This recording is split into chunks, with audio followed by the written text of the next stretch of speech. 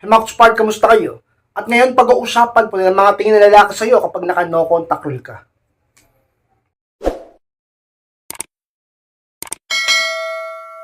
At kung handa na po kayo at masarap po tayo, at muli, be inspired.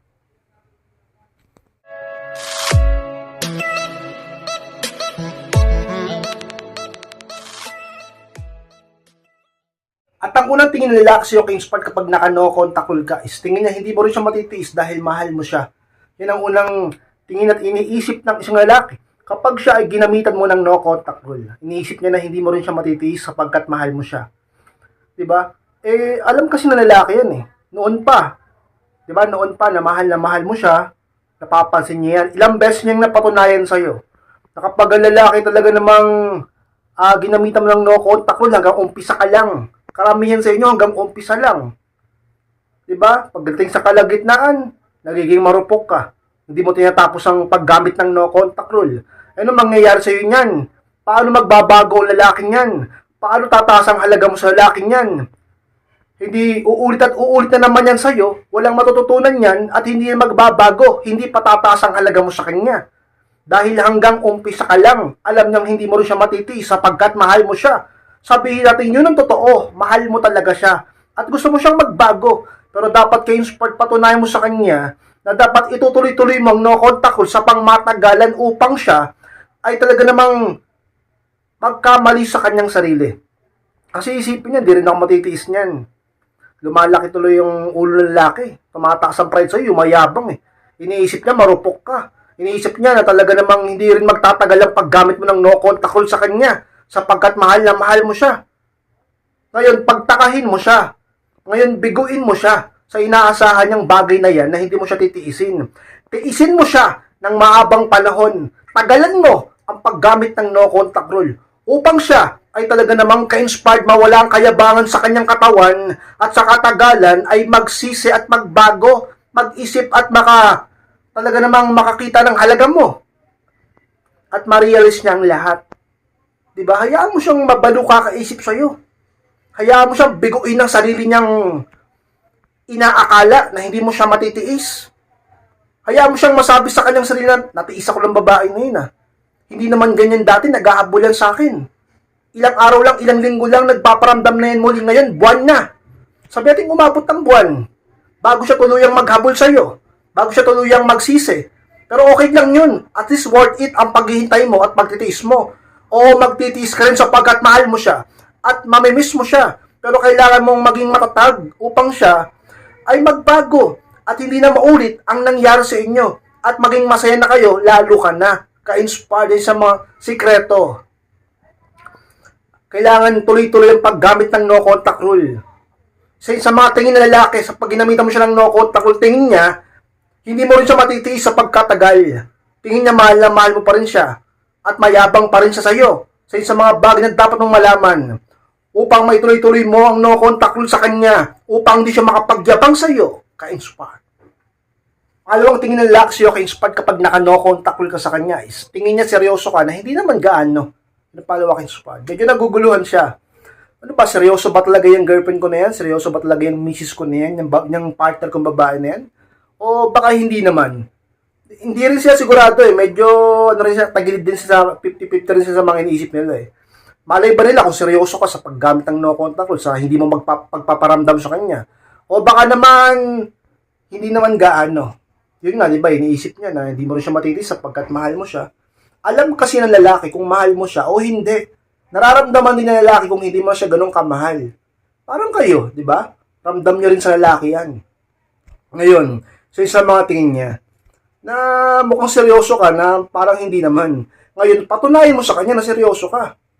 Pag ginamit mong no contact rule, dapat talaga naman ipakita mong seryoso ka. Hindi ka magpaparamdam, hindi ka magre-reply sa kanya, niha-niho, wala kang pakialam, di mo siya kakausapin, di ka magpaparamdam, di ka magme-message, di ka tatawag, di mo sasagutin ang tawag niya, hindi ka makikipagkita, hindi ka makikipag-usap, talaga naman no contact rule talaga, as in 100%. Upang ang lalaki maputunayan sa kanyang sarili na seryoso ka nga at doon ka-inspired. Magsisimulang gumawa siya ng paraan at mag-e-effort siya sa'yo. Bagay na maganda upang siya ay mag-invest sa'yo, upang siya ay talagang mas lalong magmahal sa'yo. Ka-inspired. Pangatlong tingin na lalaki ka-inspired sa'yo kapag nag-no contact ka sa kanya is tingin niya nagpapalambing ka lang. Yan ang pangatlo ka-inspired. Iniisip ng iba na ng ibang lalaki na ginamitan ng no contact ng babae is iniisip ng lalaki na nagpapalambing ka lang. Maaring kung ikaw gumamit ka ngayon ng no contact sa mister mo o sa boyfriend mo, maaring iniisip mo nagpapalambing ka lang eh. Kulang ka lang sa lambing eh. Diba? Kulang ka lang sa dilig eh. Para mga ganun. Ngayon, wala, di niya may iwasang maisip yan. Lalo na kung lagi ka nagde-demand sa kanya ng lambing. Gusto mo lagi nag-update yung lalaki sa'yo. Gusto mo lagi naglalambing sa'yo. O ngayon, ano pa sa isip ng lalaki pag di ka nagpaparamdam? Na nagtatampo ka lang, na nagpapalambing ka lang. Eh ngayon, lalambingin ka niya. Huwag ka naman maging marupok. Baka naman pag nilambing ka talaga, porket sweet ka talaga eh, magiging marupok ka na at bibigay ka na. Eh hindi naman totally nagbago. Eh uulit lang yan sa paggawa ng masama sa'yo kapag bumigay ka agad. Gamitin mo ang no contact lang tuloy-tuloy hanggang siya ay magsisit magmakaawa sa'yo. Maghabol ng lubusan at talaga namang ka-inspired magbago. Dapat mong malaman kung totoo na talaga ang sinasabi niya sa'yo. O baka binobola ka lang o nilalambing ka lang para bumalik ka sa kanya. Dapat maging matalino at maging matatag. Maging wais ka-inspired. Sa mga sikreto upang ang isang lalaki ay talaga namang magbago at mahalin ka ng totoo. Talaga naman isa sa mga tingin niya kapag gumamit ka ng no contact sa kanya. Iniisip niya nagtatampo ka lang at nagpapalambing ka lang at nagpapakipot ka lang. Sa mga dapat mong malaman, ka-inspire. Pang-apat na tingin ng lalaki sa'yo ka-inspire kapag ginamitan mo siya ng no contact is, tingin niya mayroon ka ng ibang pinagmamalaki. Yung pang-apat ka-inspire. Iniisip niya na baka mayroon ka ng iba. Kaya nakakayanan mo ng matagal na hindi magparamdam sa kanya. Kaya nagagawa mo na mag-no contact sa kanya. Iniisip niya mayroon ka ng pinagmamalaki. Diba? Eh, tingnan nyo, kapag nag-aaway o sa katagal lang hindi nag-usap, di ba? Anong sinasabi minsan? Siguro, meron ka ng pinagmamalaki, no? Siguro may bago ka na, no? O, isa sa mga naiisip nila, di ba? Kasi, syempre, noon, hindi mo kaya. Di ba? Hindi mo kaya mag-no contact sa lalaki. Ngayon, nagagawa mo ng tiisin siya, nagagawa mo ng hindi magparamdam ng matagal sa kanya. Eh, isipin niya, paano mo nakakayanan? Mahal na mahal mo siya. Yun ang iniisip niya. Marupok ka sa kanya. Iniisip niya baka meron ng ibang lalaki sa buhay mo. Iniisip niya baka may bago ka ng partner, may bago ka ng boyfriend. May pinagmamalaki ka na kaya nagagawa mo lang hindi magparamdam sa kanya. May pinagmamalaki ka na kaya nagagawa mo lang hindi mag-reply sa kanya, hindi mag-contact sa kanya. Na noon hindi mo kayang tiisin siya, ka-inspired. So sa mga talagang dapat mong malaman na mga tingin ng lalaki sa iyo kapag kaganyan gumamit ka ng no contact sa kanya, eh iniisip niya may bago ka na. Iniisip niya may pinagmamalaki ka na. Ang naman tingin na lalaki ka-inspired kapag nag-no contact ka sa kanya is tingin niya madadaan ka niya sa konting effort lang at bola, palumaki-inspired. Papayag ka ba sa ganyang bagay inspired? Nang iniisip ng lalaki kapag nag-no contact ka sa kanya, idadaan ka lang daw niya sa konting effort, yun ang iniisip niya, yun ang tingin niya. Konting effort lang, konting bola lang, bibigay ka na. Eh, totoo. Oo, yun talaga ang iniisip ng karamihan ng malalaki kapag di nagpaparamdam ang babae. Kailangang mag-effort, kailangang mangako, kailangang mambola, kailangan maglambing, kailangan kumilos, gumawa ng paraan. Kahit konti lang, bibigay na yan sapagkat yung babaeng yan, marupok yan sa akin. Yung babaeng yan, mahal na mahal ako yan, hindi ako matitiis niyan. Konting effort, konting bola, konting himas, konting bulong, konting pangako, okay na. Magkakaayos na kami, magkakabalikan na. Ganun ka ba kababa, ganun ka ba ka-easy to get, ka-inspired? Siguro noon, pero dapat hindi na ngayon. Upang makita niya ng lubusan ng iyong halaga sa mga panahong nagmamatigas ka, oo, magagalit siya. Maiinis siya, baka awayin ka pa. Pero kung maninindigan ka sa kung anong tama, kung maninindigan ka sa pag-no contact hanggang siya ay matutot magsisi, ang lalaki ay mamahalin ka ng totoo at seseryosohin ka talaga. At maaaring hindi na siya umulit sapagkat alam niya na ang kalalabasan kapag siya ay umulit pa sa'yo at magiging maligaya ka. Ka-inspired. Kapag ang lalaki ay talagang nag-e-effort sa'yo habang nag-no contact ka, huwag agad bibigay, pahirapan mo. Hindi ko naman sinabing huwag mong patawarin lalo na kung mahal mo pa. Diba? Eh malay mo naman magsisi, magbago. Pero huwag ka namang madadaan agad sa konting effort, konting bola. Dapat hayaan mo siyang mag-effort sa'yo upang siya ay laging mag-invest sa'yo. Dahil kapag ang tao ay laging nagbibigay, nag-e-effort sa'yo, mas lalo ka nagiging mahalaga sa kanya. Kapag siya ang bigay ng bigay sa'yo, kapag siya ang effort ng effort sa'yo, Lagi siya nag-i-invest sa'yo, mas lagi siya nag-iisip sa'yo, mas lalo ka nagiging mahalaga at mas lalo ka nagiging importante sa buhay niya. Hanggang sa to the point, mabaliw na siya sa'yo. Hayaan mong mangyari yon, hayaan mong makita niyang lubusan ng yung halaga, lumakas ang attraction niya sa'yo, tumaas ang interest niya sa'yo, bumalik ang pagtingin at paggalang niya sa'yo, seryosohin ka niya, at magdalawang isip na siya na gumawa ng masama sa'yo. Kasi dati hindi siya nagdadalawang isip na gumawa ng masama sa'yo. Kasi alam niya, easy to get ka. Madali kang bulahin. Konting effort lang sa'yo, bibigay ka na. Kaya ngayon patunayan mo nagbago ka na hindi ka na agad-agad nakukuha upang siya ay talaga namang hindi na umulit pa. Hindi niya nadanasin pa yung paghihirap niya bago ka makuha ulit. Kasi pag yan pinatawad mo, pinatawad mo, at nagsisi talaga natuto, matatakot na yan na gumawa ng kalokohan sa'yo. Isipin niya, ang hirap naman.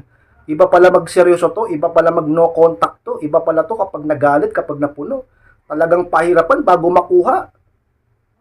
O tingnan mo, mag-iingat na yan. At baka magbago na yan talaga. At seryosohin ka, mahalin ka, ingatan ka. Kaysa yung nag-no contact rule ka nga, gumamit ka nga ng no contact rule. Easy to get ka naman, nakuha agad niya sa konting effort, konting bola. Nagkabalikan agad kayo. Dahil nga, marupok ka. 'Di ba? Ika-inspired, mahal ko siya. May anak kami. Merong ganito, ganyan. Nami-miss ko na rin siya. Oo nga, pero hayaan mo namang ligawan ka.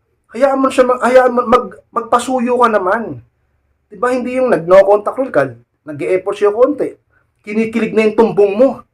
Kinikilig na yung pasas mo. Talaga naman, magpa-hard to get hanggang sa pahalagahan ka niya. Pag ang isang bagay nakuha mo ng madali mo rin tong pakawalan. Pero pag ang isang bagay nakuha mo ng pahirapan, papahalagahan mo ito. Gusto mo bang ituring kanyang parang isang ginto? Katumbas ng isang diamante? Di ba mahirap makuha yun? O, sabihin mo madali, meron ka ba? O ginto, meron ka. Diamante, meron ka. Kung meron, di okay. Karamihan sa atin wala. Bakit? Mahirap makuha Yung diamante, yung ginto, mahirap makuha yan. Lalo kung mahirap lang tayo. 'Di ba? Parang ganun din. Ikaw ang maglalagay ng value sa sarili mo. Ikaw ang maglalagay ng halaga sa sarili mo. Kapag nag-no contact rule ka, tingin niya madali ka niya makuha, pues, sabihin natin, biguin mo siya. Magpa-hard to get ka.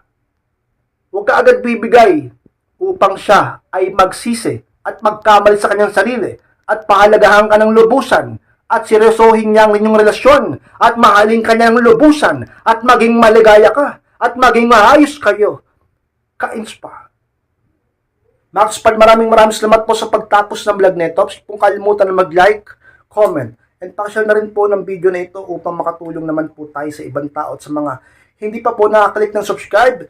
Click nyo na po subscribe, Max Pad, click nyo na po notification bell upang ma-notify kayo pag may bago akong upload. Sa mga gustong humingi ng payo, magpa-advise, magpa-coaching, i-message lang po ako sa akin Facebook and yung profile picture ko. Kapag nakita nyo yun sa FB, i-chat nyo ako mismo ang siyang magre-reply sa message nyo at siyang kakausap sa inyo. Maraming salamat, Max Pad. Mag-ingat kayong lahat. Mahal ko po kayo at muli, be inspired.